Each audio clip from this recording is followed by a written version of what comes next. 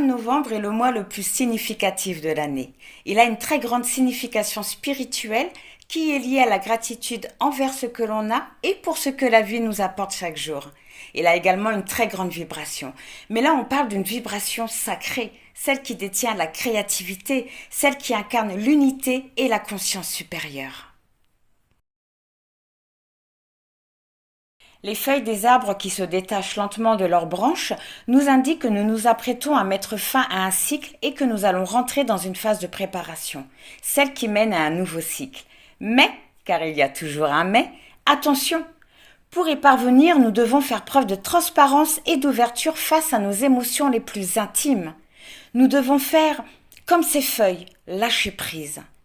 Nous devons également accepter ces moments de mélancolie qui accompagneront certains jours de pluie, certains jours gris, car c'est durant ces jours sans qu'il nous faudra faire preuve d'ouverture et de transparence pour que nous puissions regarder notre douleur en face.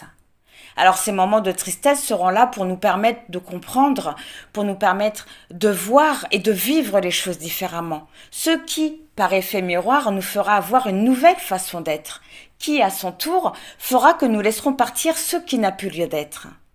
Alors pour certains, on parle vraiment de renaissance. Le but de ce mois, c'est qu'on parvienne à planter la première graine qui, plus elle poussera par nos actions, plus elle nous rapprochera de ce nouveau cycle qui nous attend.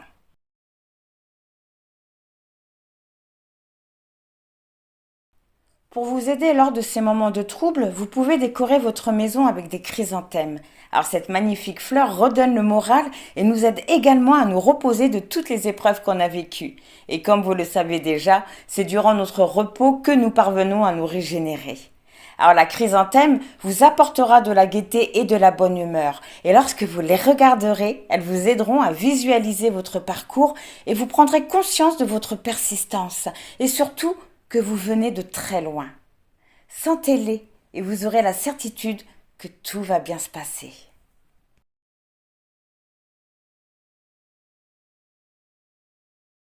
Ce mois de novembre sera également sous l'influence de la lune du Castor, que j'expliquerai beaucoup plus en détail le 27 novembre, lorsque la lune sera à son apogée. Mais dans les grandes lignes, eh bien, tout comme le castor qui renforce son abri pour passer l'hiver et rentrer en hibernation, cette lune va nous aider à nous reposer.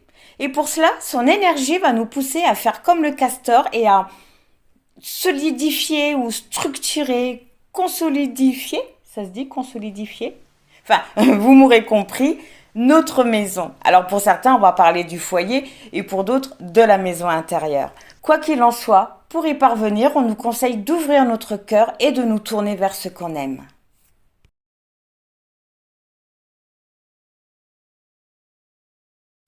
Durant le mois de novembre, comme mentionné tantôt, on nous conseille d'être dans la gratitude, de prendre soin de ce qu'on a et de se libérer de certaines choses.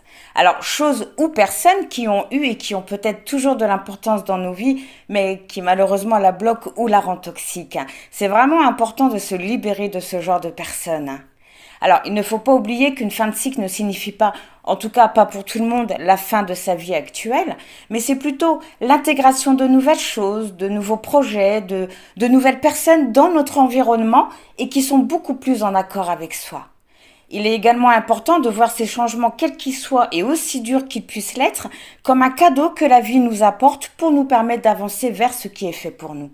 Mais pour cela, on doit comprendre, on doit réfléchir sur ce que nous voulons vraiment pour notre vie en étant honnête avec nous-mêmes, en arrêtant de se mentir tout simplement. Et pour ceux qui le savent déjà, ce mois va vous permettre de poser la bonne intention pour que vous puissiez la manifester à l'univers, puis voir se réaliser dans la matière ce que vous désirez pour votre vie. Quoi qu'il en soit, où que nous en soyons dans notre cheminement, ce mois de novembre, donc énergétiquement parlant, est là pour nous apporter l'opportunité de monter au palier suivant de notre expérimentation, de notre vie, en nous faisant prendre conscience d'un point bloquant de notre vie. Nous pourrions même comprendre pourquoi nous n'attirons pas à nous ce que nous désirons ou pourquoi nous ne sommes pas alignés, connectés à ce que nous souhaitons réellement.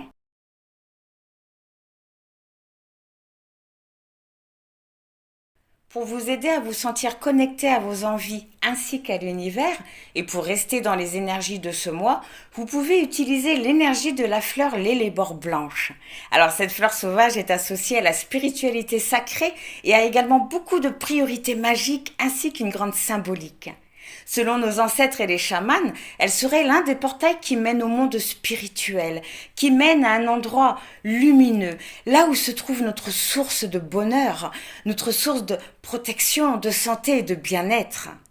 Alors cette fleur est très importante en termes d'énergie et l'avoir chez soi durant ce mois serait très bénéfique, parce qu'elle pourrait nous permettre de nous sentir connectés à nos désirs et à l'univers. Elle a également le pouvoir de nous apporter de la paix et de l'harmonie en nous aidant à atteindre la renaissance. D'une façon générale, elle nous rappelle qu'une personne peut renaître et trouver un nouveau sens à sa vie après avoir traversé des moments très difficiles. Le fait qu'elle pousse et s'épanouisse en période de grand froid, même de neige intense, fait d'elle le symbole d'espoir pour ceux qui veulent reprendre le contrôle de leur vie.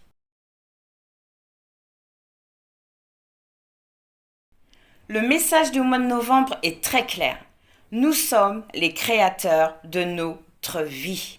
Et tout passe par la façon dont nous réagissons et agissons face aux événements.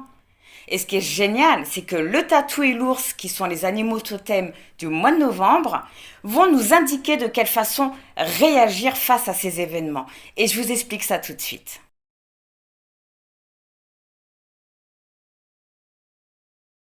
Depuis le 23 octobre, nous sommes rentrés dans une période dite gelée qui durera jusqu'au 22 novembre.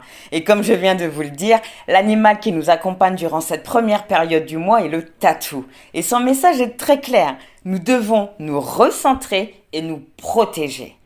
Alors, tout comme le mois de novembre, le tatou est très important au niveau des énergies et de la spiritualité. Et je vous explique pourquoi. Par sa coque qui le protège d'éventuels dangers et prédateurs, il symbolise la protection et l'armure. Armure qui est si dire que lorsqu'ils se font attaquer et qu'ils se mettent en boule, les prédateurs finissent par jouer avec, en tout cas par jouer avec leur coque, à se lasser et partir. On retrouve vraiment la notion de lâcher prise. Le fait qu'ils parviennent à lasser ses agresseurs fait du tatou un animal extrêmement tenace. Ça fait de lui un animal qui nous parle d'autodéfense, de confiance en soi, de confiance en sa protection. Mais ça fait surtout de lui un animal qui a une très grande maîtrise de soi. Il est également lié à la chance, à la fertilité et à la prospérité.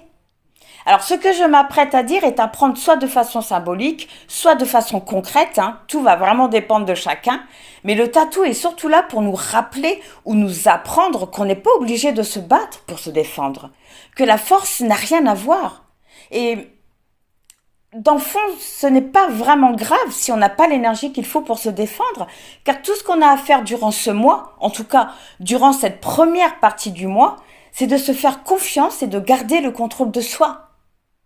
De tous ces éléments, le conseil du tatou est qu'on reste dans notre zone de confort. Et c'est rare qu'on nous conseille de rester dans notre zone de confort.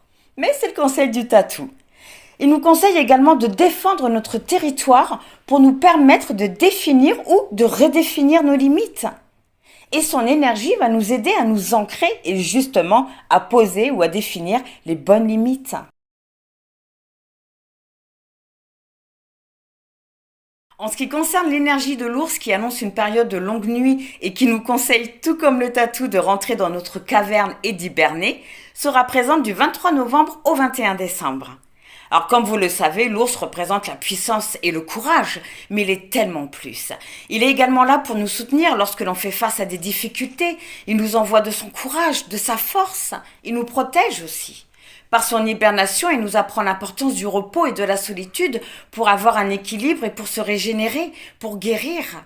Et on en revient au tatou et on vous demande, alors, qu'est-ce qu'il faut faire pour se reposer au calme sans distraction ? Eh bien, il faut définir des limites qui nous feront nous sentir en sécurité et bien dans notre zone de confort. Ce repos va nous permettre de nous positionner, de rester alignés avec nos croyances. Et ça, c'est très important. L'ours, en tout cas l'énergie de l'ours, et j'insiste encore une fois, c'est pour ça qu'il est important de ressentir les énergies et de les laisser venir à nous, de les laisser nous pénétrer, mais tout en gardant un équilibre. Mais l'énergie de l'ours pourrait nous guider vers notre propre leadership et nous aider à créer notre vie en toute confiance. Quoi qu'il en soit, l'ours va nous pousser à réfléchir sur nos qualités, sur nos propres forces et sur notre confiance en soi. Le but, c'est de nous montrer, ou plutôt de nous faire comprendre de quelle manière on peut les utiliser. Alors pour en revenir au message du mois de novembre, lorsque l'on devient ou est créateur de sa vie, l'équilibre au niveau des émotions est, excusez-moi encore une fois, très important. D'où la nécessité de les accepter et de les comprendre. Tout comme il est important de se concentrer sur ce que l'on veut en oubliant ce que l'on ne veut pas ou plus.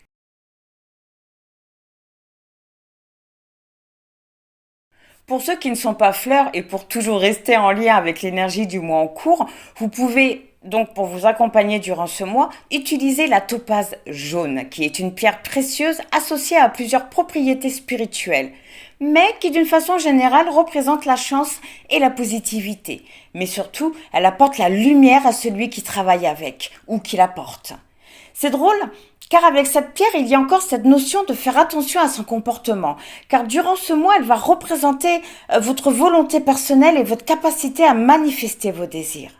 Elle activera également vos chakras en fonction de votre volonté personnelle, dans le but d'augmenter ou pas, du coup, selon notre état d'esprit, notre capacité de diriger notre propre énergie dans la matière.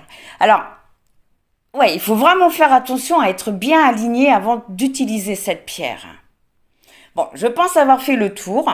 Alors, si vous souhaitez ajouter ou rectifier des éléments, n'hésitez pas à les laisser en commentaire. Et je vous retrouve tout de suite pour votre guidance du mois. J'épinglerai le lien dans l'espace commentaire. Pour ceux qui ne sont pas intéressés par les guidances, je vous dis à dimanche prochain, excusez-moi, pour parler du dernier quartier de lune qui sera en Lion.